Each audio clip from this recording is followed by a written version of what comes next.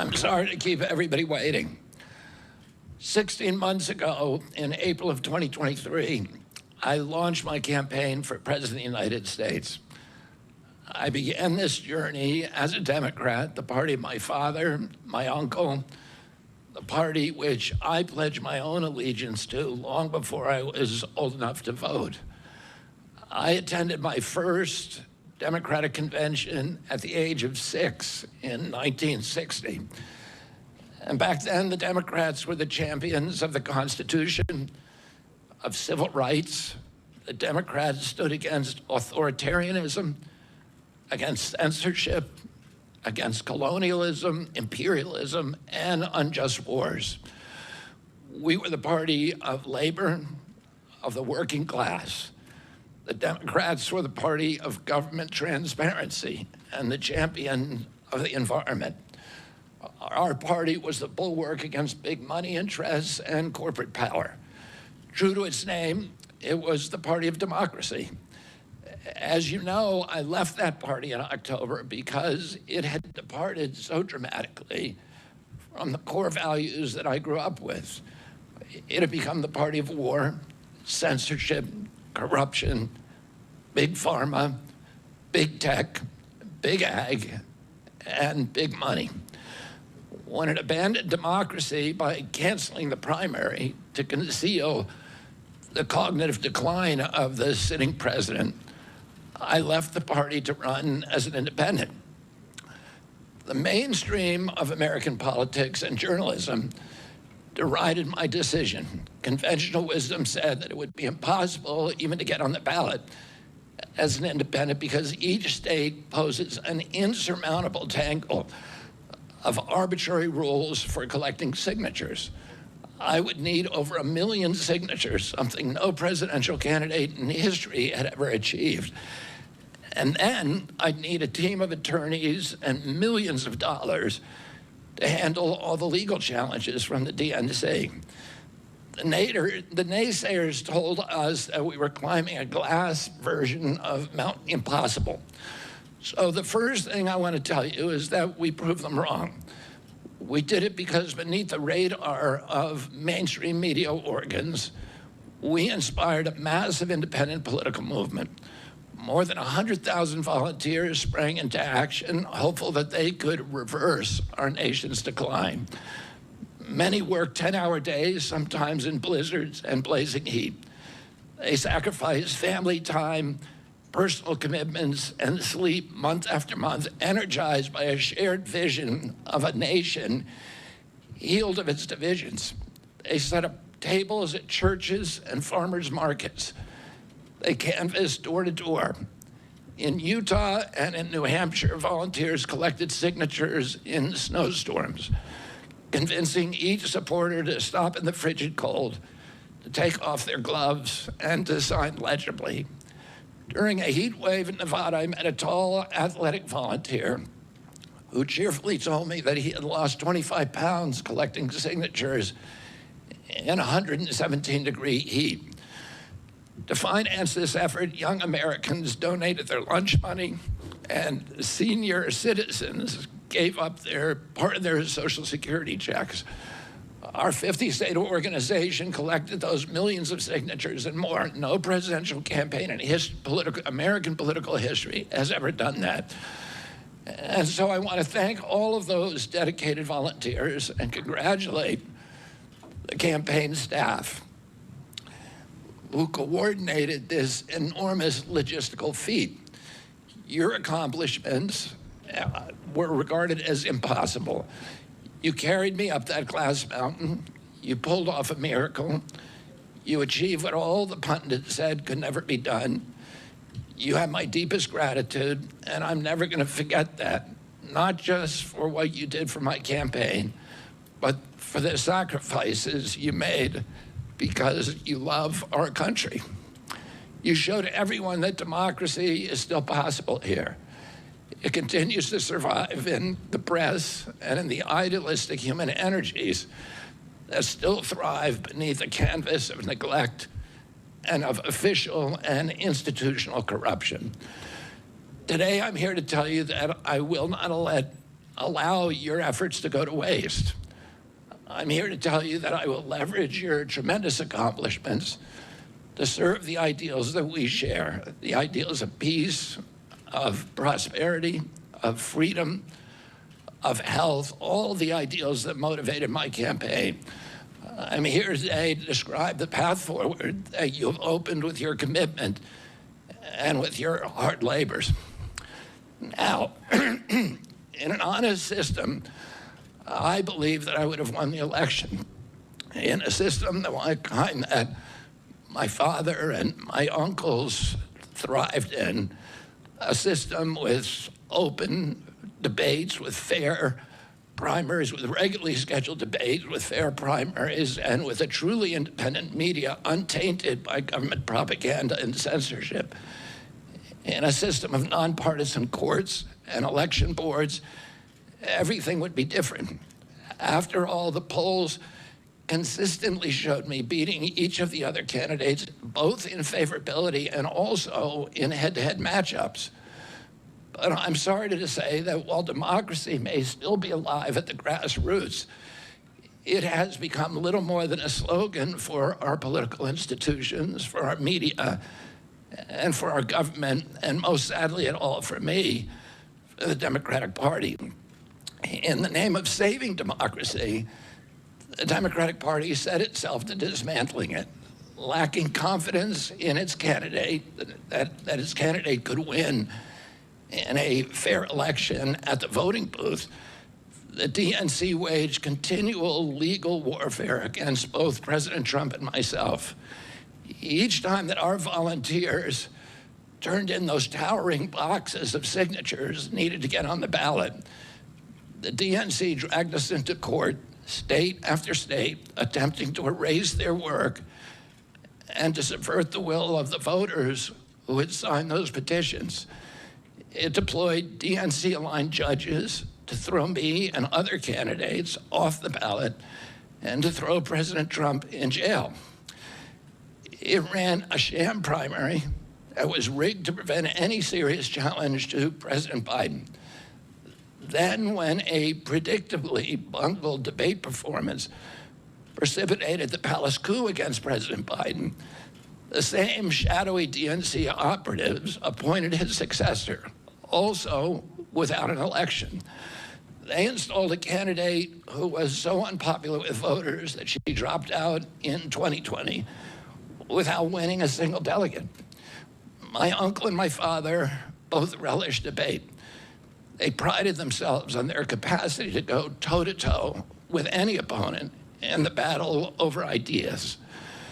They would be astonished to learn of a Democratic Party presidential nominee who, like Vice President Harris, has not appeared in a single interview or an unscripted encounter with voters for 35 days.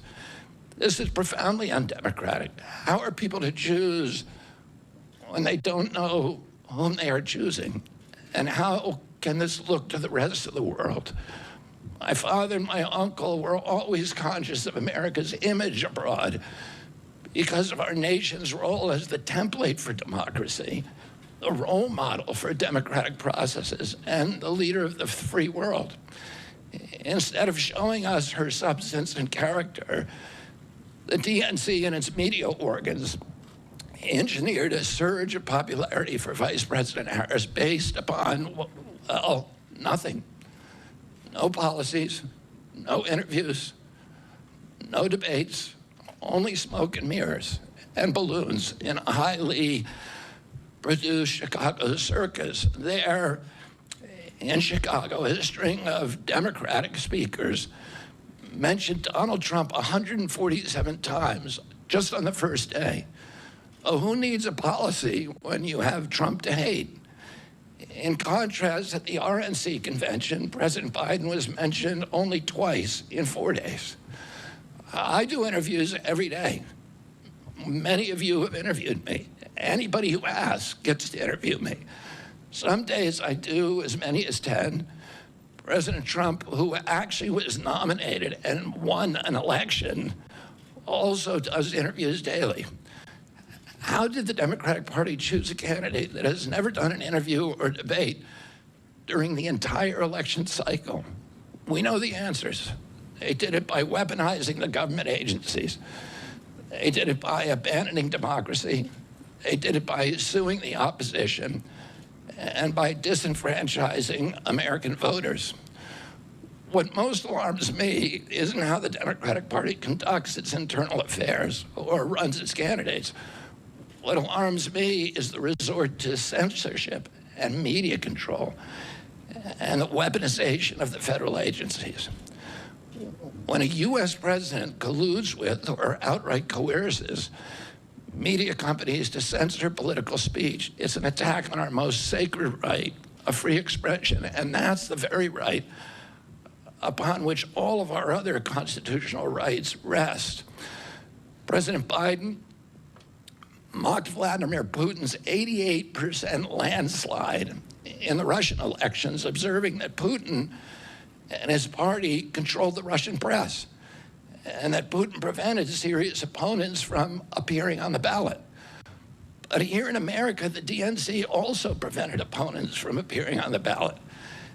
And our television networks expose themselves as Democratic Party organs. Over the course of more than a year, in a campaign where my poll numbers reached at times in the high 20s, the DNC-aligned mainstream media networks maintain a near perfect embargo on interviews with me. During his 10-month presidential campaign in 1992, Ross Perot gave 34 interviews on mainstream networks.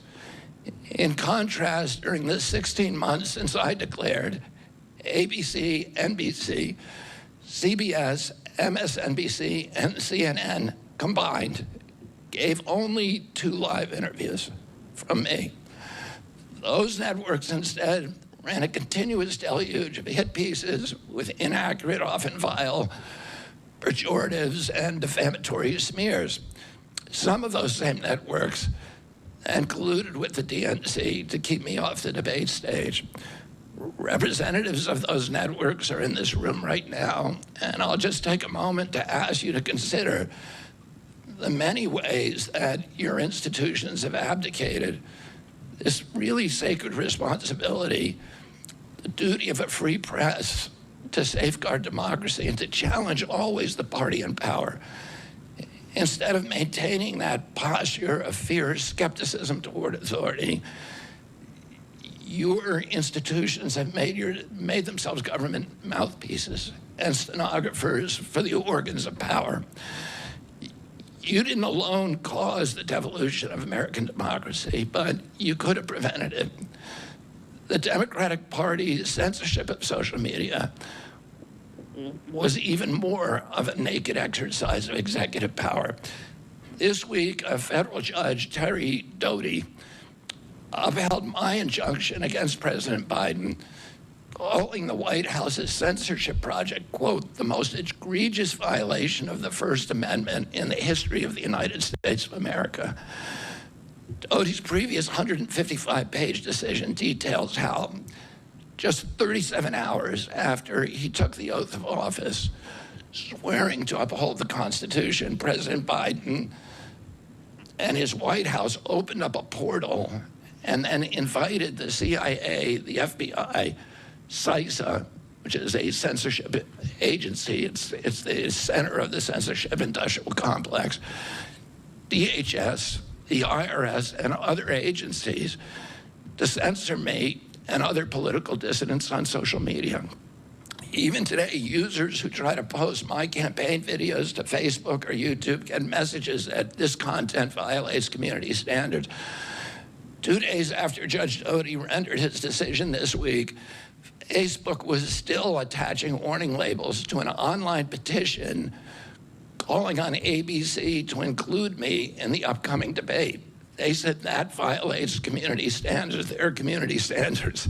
The mainstream media was once the guardian of the First Amendment and democratic principles, and it's joined this systemic attack on democracy. It also, the media justifies their censorship on the grounds of combating misinformation, but governments and oppressors don't censor lies. They don't fear lies. They fear the truth, and that's what they censor. And I don't want any of this to sound like a personal complaint, because it's not. For me, it's all part of a journey, and it's a journey that I signed up with.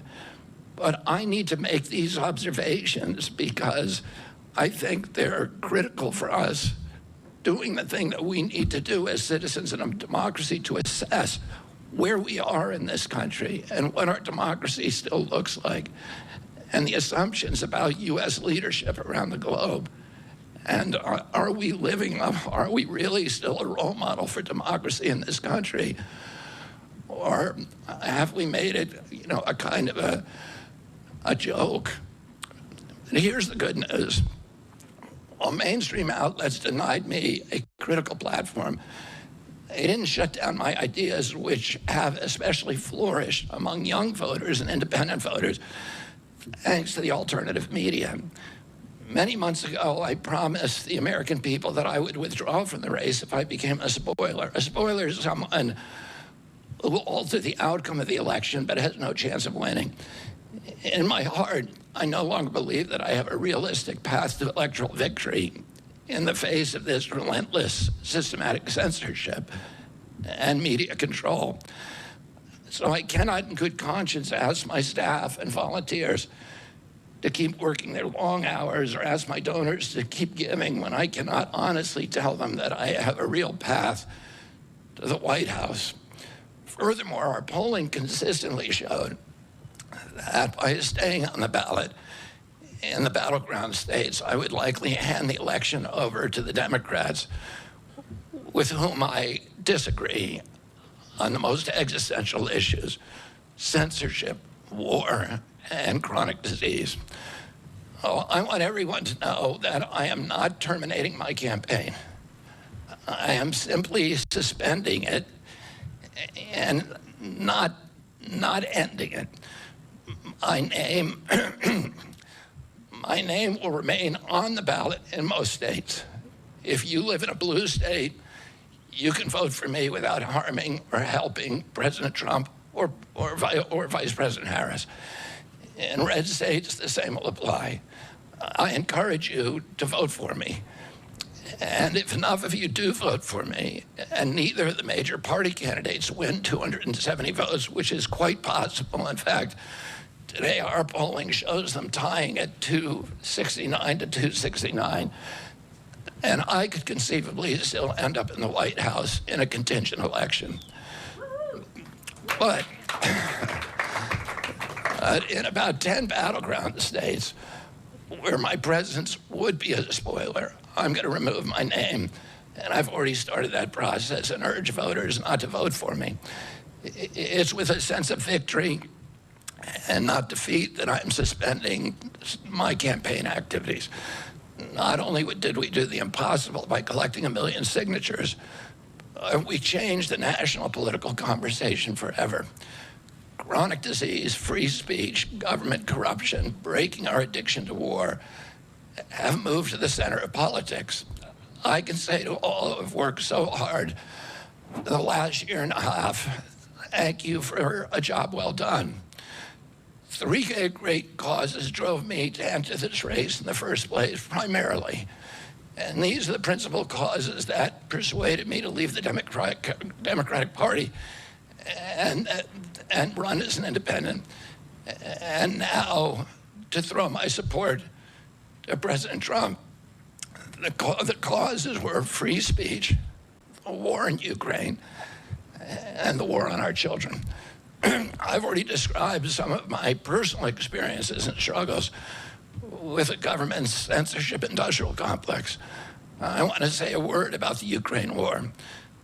The military industrial complex has provided us with a familiar comic book justification, like they do on every war, that this one is a noble effort to stop a supervillain, Vladimir Putin, from invading the Ukraine and then to thwart his Hitler-like march across Europe. In fact, tiny Ukraine is a proxy in a geopolitical struggle initiated by the ambitions of the U.S. neocons for American global hegemony. I'm not excusing Putin for invading Ukraine. He had other options. But the war is Russia's predictable response to the reckless neocon project of extending NATO to encircle Russia, a hostile act. The credulous media rarely explain to Americans that we unilaterally walked away from 2 intermediate nuclear weapons treaties with Russia and then put nuclear-ready Aegis missile systems in Romania and Poland. This is a hostile act. And that the Biden White House repeatedly spurned Russia's offer to settle this war peacefully. The Ukraine war began in 2014 when U.S. agencies overthrew the democratically elected government of Ukraine and installed a hand-picked pro-Western government that launched a deadly civil war against ethnic Russians in Ukraine. In 2019, America walked away from a peace treaty, the Minsk Agreement, that had been negotiated between Russia and Ukraine by European nations. And then in April of 2022, we wanted the war.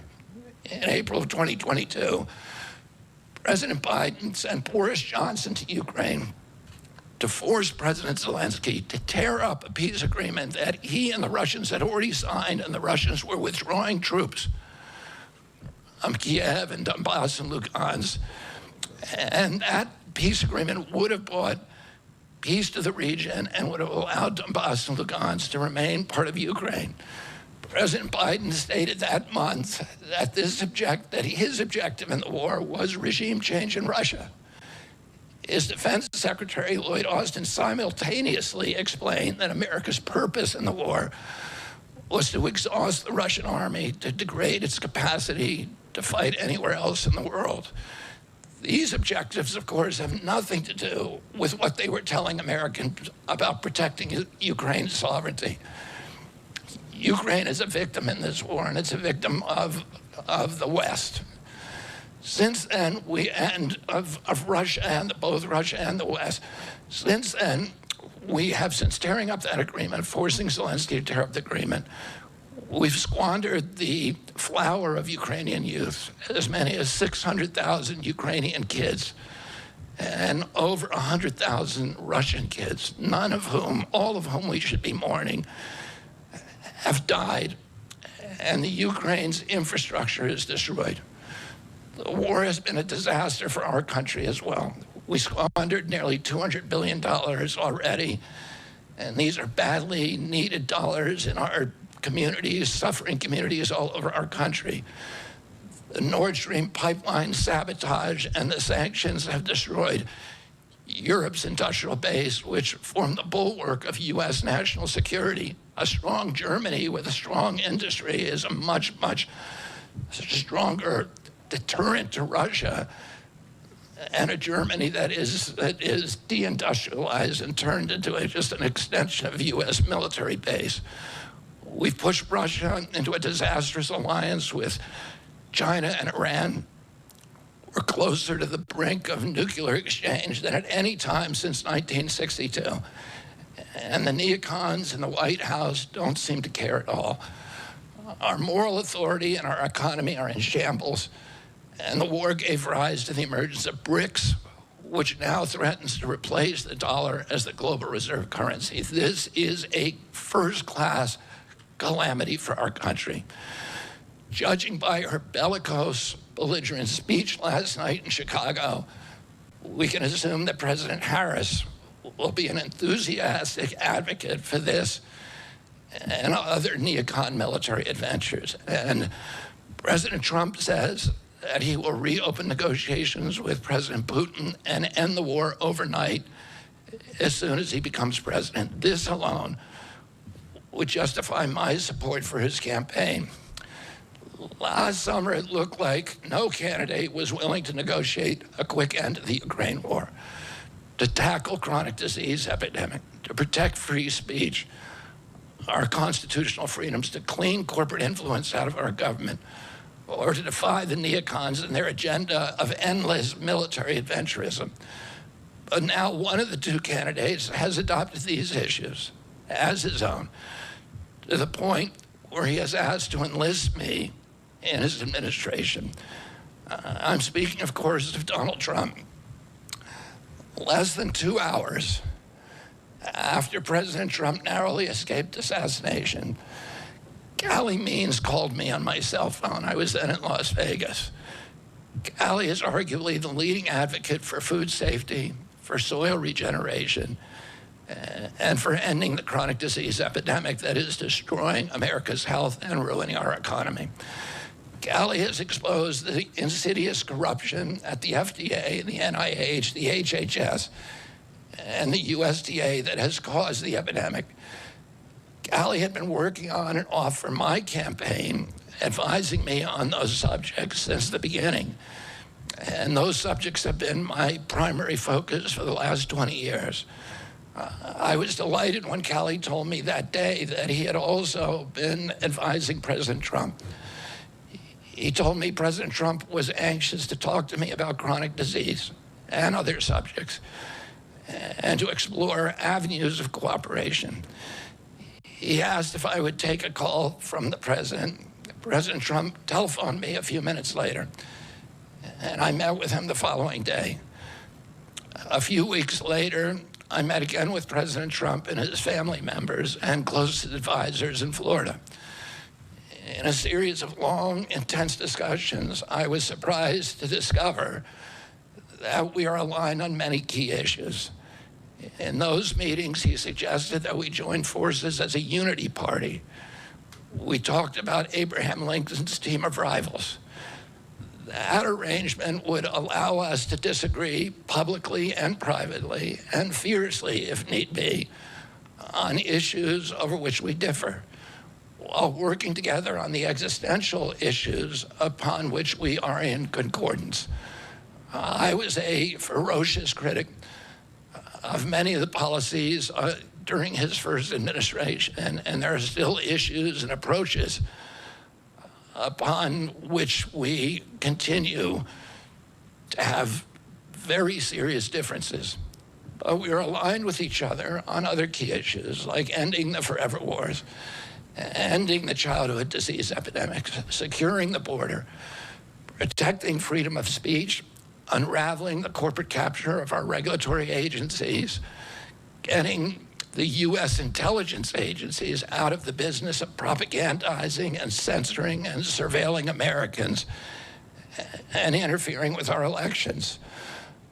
Following my first discussion with President Trump, I tried unsuccessfully to open similar discussions with Vice President Harris. Vice President Harris declined to meet or even to speak with me. Suspending my candidacy is a heart-rending decision for me, but I'm convinced that it's the best hope for ending the Ukraine war and ending the chronic disease epidemic that is eroding our nation's vitality from the inside, and for finally protecting free speech. I feel a moral obligation to use this opportunity to save millions of American children, above all things. In case some of you don't realize how dire the condition is of our children's health and chronic disease in general, I would urge you to view Dr. Carlson's recent interview with Callie Means and his sister, Dr. Casey Means, who is the top graduate of her class at Stanford Medical School. This is an issue that affects all of us far more directly and urgently than any culture war issue, and all the other issues that we obsess on and that are tearing apart our country. This is the most important issue. Therefore, it has the potential to bring us together. So let me share a little bit about why I believe it's so urgent. Today, 2/3, we spend more on healthcare than any country on earth, twice what they pay in Europe. And yet we have the worst health outcomes of any nation in the world. We're about 79th in health outcomes behind Costa Rica and Nicaragua and Mongolia and other countries. Nobody has a chronic disease burden like we have. And during the COVID epidemic, We had the highest body count of any country in the world. We had 16% of the COVID deaths, and we only have 4.2% of the world's population. And CDC says that's because we are the sickest people on earth. We have the highest chronic disease rate on earth. And the average American who died from COVID had 3.8 chronic diseases. So these were people who had immune system collapse, who had mitochondrial dysfunction. And no other country has anything like this. 2/3 of American adults and children suffer from chronic health issues. 50 years ago, that number was less than 1%. So we've gone from 1% to 66%. In America, 74% of Americans are now overweight or obese, and 50% of our children. 120 years ago, when somebody was obese, they were sent to the circus. There were case reports done about them. Obesity was almost unknown. In Japan, the childhood obesity rate is 3%, compared to 50% here. Half of Americans have pre-diabetes or type 2 diabetes. When my uncle was president, I was a boy. Juvenile diabetes was effectively non-existent. A typical pediatrician would see one case of diabetes during his entire career, a 40 or 50-year career. Today, 1 out of every 3 kids who walks through his office door is diabetic or pre-diabetic. And the mitochondrial disorder that caused diabetes also causing Alzheimer's, which is now classified as diabetes. And it's costing this country more than our military budget every year.